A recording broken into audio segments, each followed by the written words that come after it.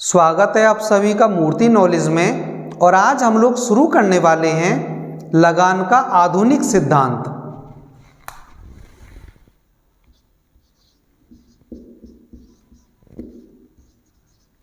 लगान का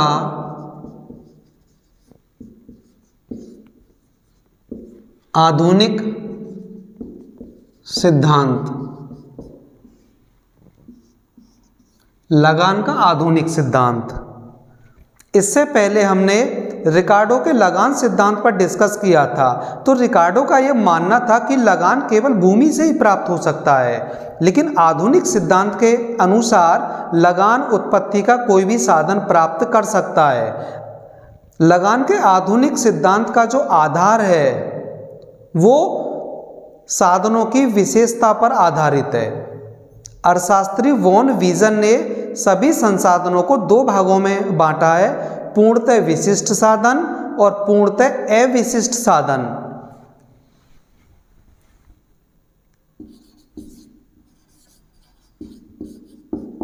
पूर्णतः विशिष्ट साधन, दूसरा पूर्णतः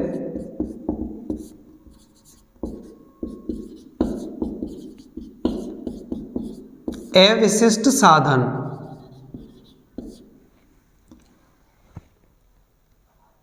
पूर्णतः विशिष्ट साधन वे साधन होते हैं जिन्हें केवल एक ही प्रयोग में लाया जा सकता है, और पूर्णतः अविशिष्ट साधन वे होते हैं जिन्हें एक से अधिक साधनों, एक से अधिक प्रयोगों में लाया जा सकता है। विशिष्ट साधनों के संदर्भ में दो बातें महत्वपूर्ण कही गई हैं। पहली बात कि कोई भी साधन विशिष्ट हो सकता है और कोई भी साधन अविशिष्ट हो सकता है, अर्थात जो साधन आज विशिष्ट है वो कल अविशिष्ट बन सकता है। दूसरी बात, कोई भी साधन न तो पूर्ण रूप से विशिष्ट होता है और न ही पूर्ण रूप से अविशिष्ट होता है, अर्थात ये साधन आंशिक रूप से विशिष्ट हो सकते हैं और आंशिक रूप से अविशिष्ट हो सकते हैं।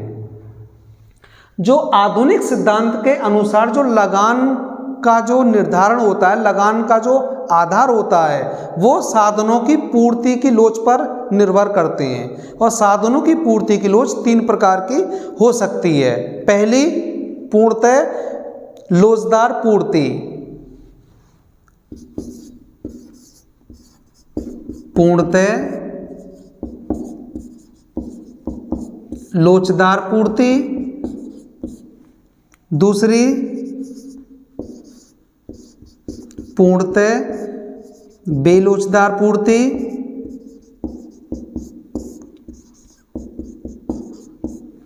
और तीसरी, कम लोचदार पूर्ति। कम लोचदार पूर्ति। तो हम पहले बिंदु पर डिस्कस करेंगे पूर्णतः लोचदार पूर्ति। पूर्णतः लोचदार पूर्ति का अर्थ है कि एक दी हुई निश्चित मूल्य पर या निश्चित कीमत पर वस्तु की जितनी चाहें इतनी मात्रा खरीदी जा सकती है, और ऐसा अविशिष्ट साधनों के संदर्भ में होता है। इसे चित्र के माध्यम से इस प्रकार समझेंगे हम। ये एक्स अक्ष मूल बिंदु O और ये y अक्ष। यहाँ पर हो गए एक्स अक्ष पर साधन की इकाइयाँ और y अक्ष पर कीमत को दिखाया गया है। और ये जो पूर्ति वक्र है SS, ये एक्स अक्ष के समानांतर है और OP कीमत है। मांग वक्र, ये DD मांग वक्र हुआ, और ये दोनों एक दूसरे को, मांग और पूर्ति, ई बिंदु पर काट रहे हैं। तो यहाँ से लंब डालेंगे इस प्रकार और ये हो जाएगा ON। तो यहाँ पर क्या हुआ कि इस ई बिंदु पर मांग और पूर्ति दोनों बराबर हैं, अर्थात वास्तविक आय और हस्तांतरण आय दोनों शून्य हैं, दोनों बराबर हैं। तो इस बिंदु पर क्या होगा कि किसी भी प्रकार के कोई लगान की प्राप्ति नहीं होगी, अर्थात कोई लगान नहीं, कोई लगान नहीं, क्योंकि यहाँ पर वास्तविक आय और हस्तांतरण आय दोनों शून्य हैं, इसलिए यहाँ पर किसी भी प्रकार के कोई लगान की उत्पत्ति नहीं होगी।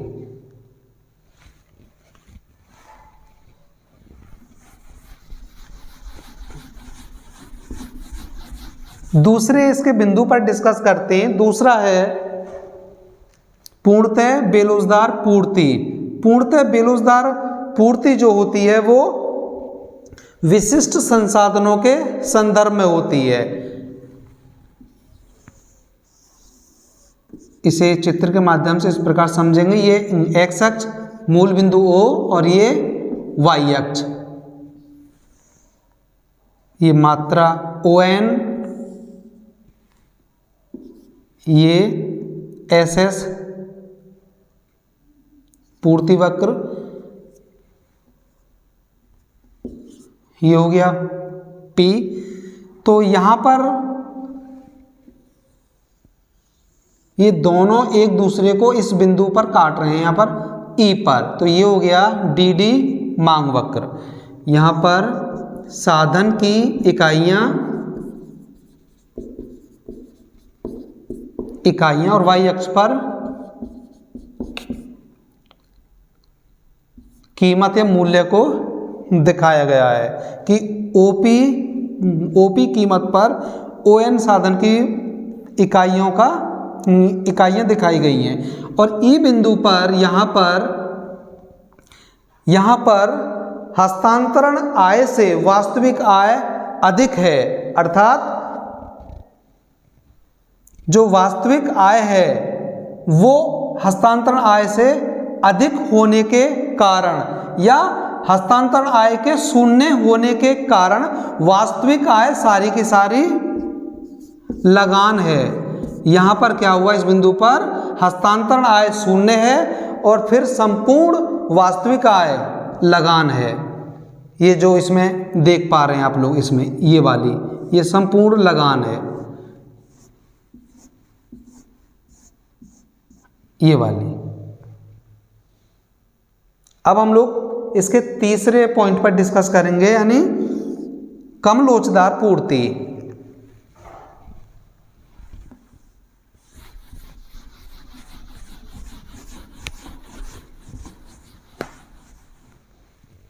जो कम लोचदार पूर्ति है उसको इस प्रकार समझेंगे।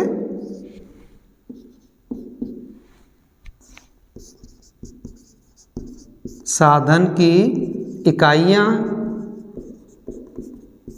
और यहाँ पर कीमत,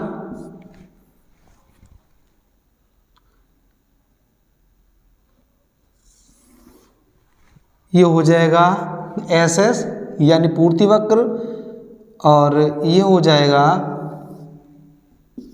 DD यानी मांग वक्र,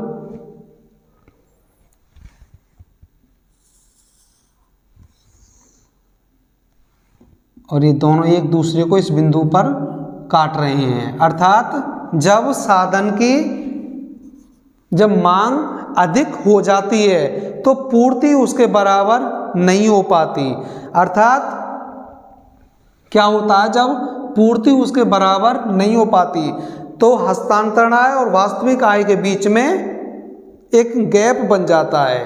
अर्थात जो वास्तविक आय है वो है OPEN और जो हस्तांतरण आय है वो OSEN है। अर्थात वास्तविक आय हस्तांतरण आय से अधिक है और वास्तविक आय और हस्तांतरण आय के जो बीच का अंतर है वही लगान कहलाता है। यानी ये वाला लगान, ये वाला स्पेस, ये लगान का स्पेस है, ये वाला लगान। यानी जो लगान है वो क्या है, PES, ये इसमें लगान है।